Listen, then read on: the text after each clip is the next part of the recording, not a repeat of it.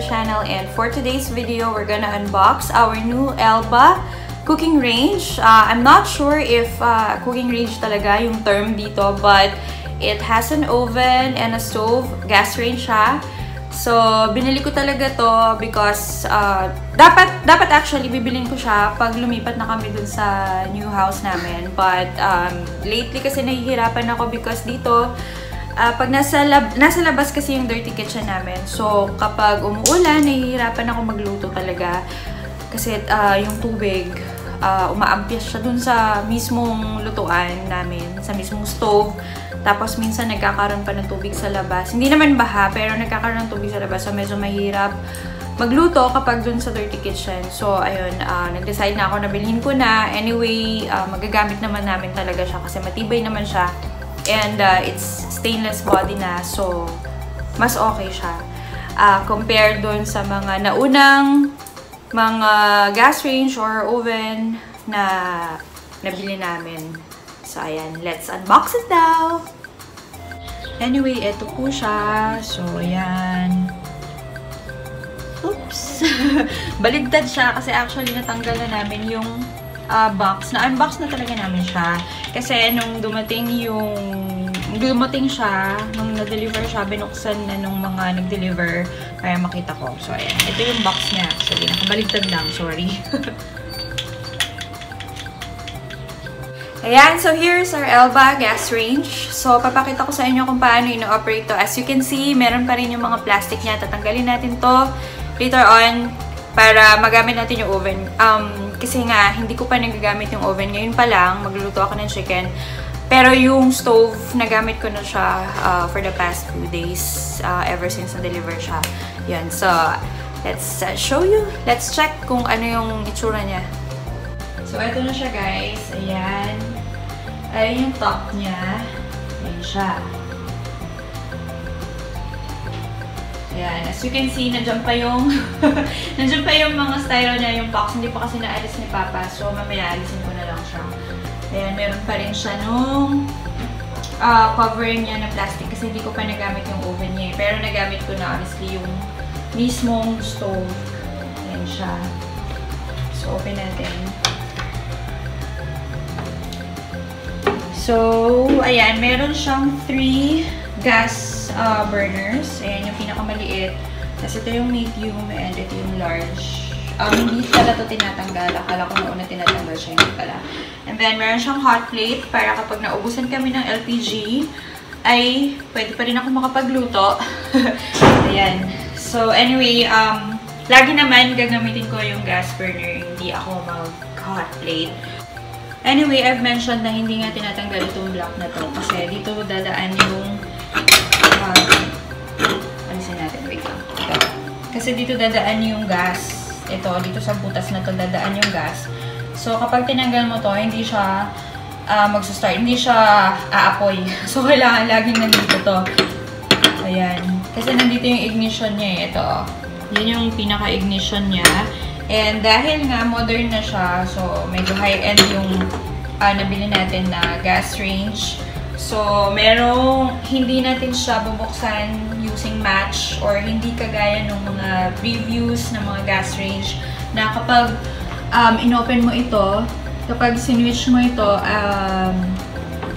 hindi naman siya hindi naman siya nakasaksakan all. So, safe naman, hindi naman nakabukas ngayon yung LPG natin. So, if i-open natin ito, ayan, gagana na siya dun sa mga dati, diba? Pag ni-switch natin siya, gagana na or lalabas na yung apoy. Here, hindi siya lalabas kasi meron pa siyang isang pindutan. Ito yun. So, kailangan mo siyang pindutin para magkaroon ng ignition at hindi ka na rin gagamit ng pospro or lighter, gano'n, para mabuksan yung ating stove and yung ating oven. So, same sila ng oven. Later, I'm gonna show you kung paano yung ignition niya, kung paano siya bubuksan. Ayan. So, as you can see, para na rin siyang mirror kasi nga stainless siya. Full body stainless. Tapos ito yung oven natin. So, open mo na. Hindi ko pa siya natanggal kasi nga hindi ko pa ginamit. Pero mamaya gagamitin natin siya. So, ayan siya. Kapag in-open, ayan. So, meron siyang rotisserie. Ito siya. Electric power din yung rotisserie niya.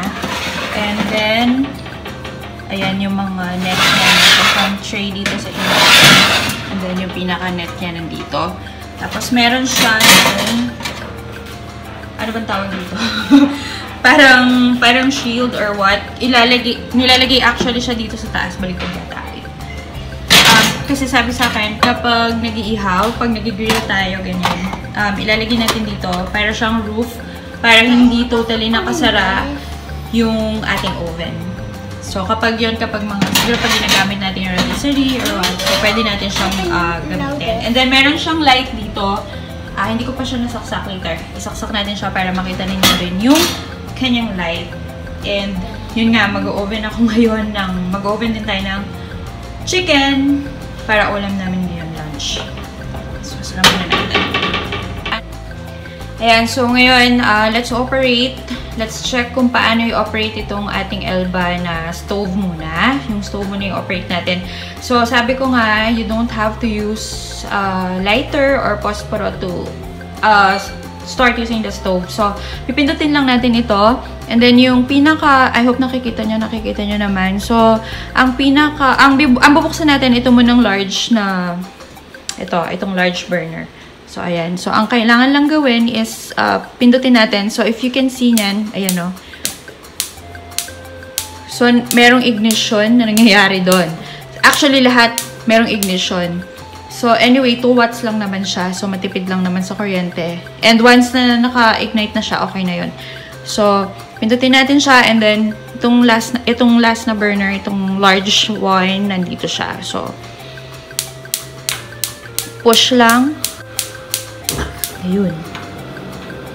So, it's on. Ayan. So, ganyan lang. So, kailangan pinupush mo to and then on mo lang siya na ganun. Okay? So, madali lang siya. Pero nung una talaga nahihirapan kami kung paano gamitin. Yan. So, i-operate na natin yung ating oven. Natanggal na natin yung mga plastic na nakapalibot sa kanya. So, magsa-start na tayo kasi i-roast natin nga yung chicken. So, mag-preheat muna tayo ng oven. And, ayun. I-operate na natin. Pakita ko lang sa inyo kung paano i-operate yung ating oven. So, ayan. Open na natin yung oven. As you can see, nandito na yung parang hood niya kasi nga dahil mag-roast tayo ng chicken, so kailangan natin yung hood para medyo slightly naka-open yung oven natin. So, ayan. Lagay muna natin here. So, naisaksak ko na rin siya. Let's just open lang yung LPG. Ayan. Ayusin na natin para makapag-roast na tayo ng chicken. So, again, gagamitin natin ulit ito kasi ito nga yung talagang pang-ignite ng para bumukas yung ating yung mga stove, yung oven, ayan. So, ito yung pipinutin natin and then nandito yung pihitan ng oven. So, isa-set natin siya to 400, ilan nga ba yun? 420 degrees Fahrenheit. So, ayan. Yung gagamitin natin. Pero, automatic naman na siya. Once na-reach na niya, kasi nga ipe-preheat muna natin. So, once na-reach na niya yung desired na temperature ng oven, ay mag-o-automatic na nun siya. So, kailangan malakas muna natin siyang buksan.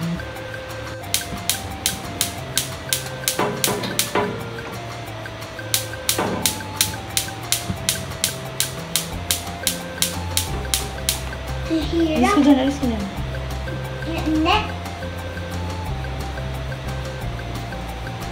On. Oh. Ayan. So, as you can see, naka-on na yung oven natin. Nandun na. So, nilagay natin muna siya sa highest temperature kasi ang i-achieve natin ngayon, ang gagawin natin siyang 420. So, kapag inopen siya, kapag binuksan pala yung oven or yung gas range ng oven, so, kailangan dun muna siya sa pinakamalakas and then, ayan, isara muna natin siya. Actually, tanggalin ko muna pala to kasi kailangan natin siyang i-preheat. Isara muna natin. Ayan, nag-roast na yung chicken natin and later ko na siya i-open pag mga midway na ng pagluluto para mamaya ko ilalagay yung parang hood niya kapag medyo midway na siya. Ayan, so nakabukas na rin yung light niya pala. Thank you so much for watching this video, and if you have any suggestions or questions about this video, just comment down below, like this video, and if you haven't subscribed yet, please consider subscribing on our channel. See you in the next video. Bye! Mommy, you order one? Bye-bye ka na. Okay, bye-bye.